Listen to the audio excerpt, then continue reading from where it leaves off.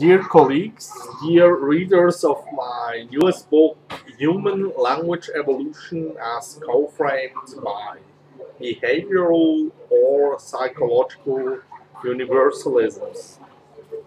I'm very happy to have the opportunity to introduce you to this book. In the preface, we made a brief statement on what the book will describe. Human speech is one of the most fascinating roles of study on Earth, and the diversity of languages is overwhelming. In Human Language Evolution, author Dr. Nandi explores the results of his long-term study delving into the origin of spoken language and his search for common patterns among all language families. In an effort to compare and connect recent developments in linguistics and in the study of human evolution via genomic sequencing, Nandi's study shows how various languages use similar sounds for words with similar meanings. It also demonstrates that these similarities may have evolved from human facial reactions, human facial expressions caused by emotions like fear, alertness, joy, pleasure, or pain. Covering 44 world languages, Nandi discusses the psychological background of an array of words, such as counting, evil, hearting, scratching, coughing, thinking, father, mother, and compares those among other languages. Basically, we compiled here 34 languages covering all the 8 major linguistic phenomena that seem to be recognized nowadays on Earth.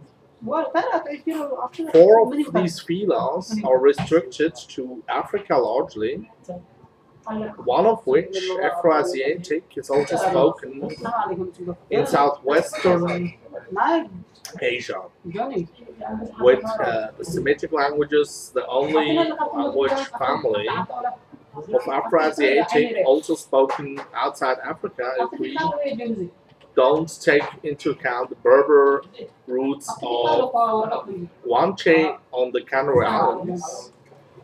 Although we have to say that the Canary Islands geographically rather belong to the African continent. Seasoned with notes on psychological backgrounds, Human Language Evolution provides a rich insight into the whys of universally conserved linguistic patterns in light of the 170,000-year history of modern mankind, transcending the reaches of traditional etymology. The readers of this book will also have rich material for having top-down guidelines for learning new languages which are not traditionally related to their native language. This means that English speakers will have many cues to learn better, let's say, Arabic or English. And we also provide here with all these front vowels, the vowels and the consonants, the initial consonants of a word. We give them the highest information content for the meaning of the word, and this is very natural and seems to be provable also with these tools of comparative linguistics. Also, we will have some paradigms, some hypotheses for neurobiologists who could map these first initial consonants while doing some brain scans and see whether there are connections to neural fields that depict a linguistic archetypal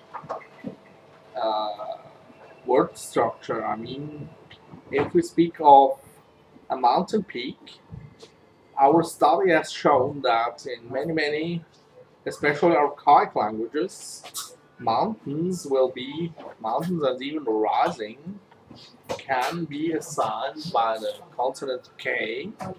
K being a consonant which basically is the most urgent one, which can also be felt if one has a cough or so, and if one then feels pain, to express this velar fricative K and also Q. And now this one is also true for the archetype of a peak. A peak is also a structure which will hurt you and which is elevated as a stonen hard ridge. The sharpness of the peak will even make hurting more intense.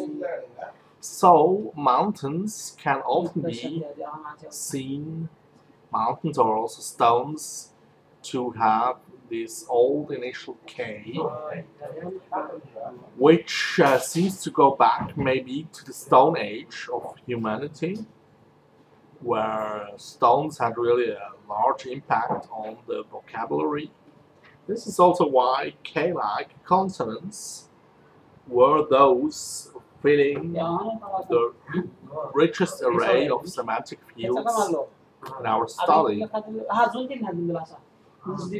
So I'm very much looking forward to readers of this book, and we will see more criticism quite soon for this book. So bye bye.